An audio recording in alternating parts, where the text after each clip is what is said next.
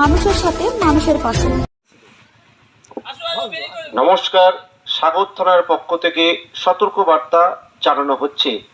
দক্ষিণ বঙ্গোপসাগরে গভীর নিম্নচাপের কারণে সামুদ্রিক জলোচ্ছ্বাসের একটা সম্ভাবনা রয়েছে।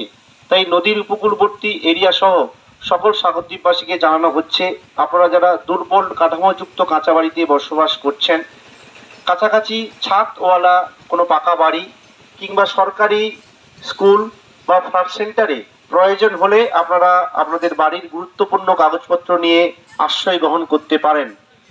গভীর সমুদ্রে যিনারা এখনো মৎস্য শিকারে রয়েছেন, আপনারা আজ ইংরেজি 16/7/2025 বিকেলের মধ্যে আপনারা আপনাদের নৌকো, লঞ্চ ও ট্রলারগুলো নিয়ে ডাঙায় ফিরে আসুন এবং শক্ত কাছি দিয়ে নবর করে রাখুন।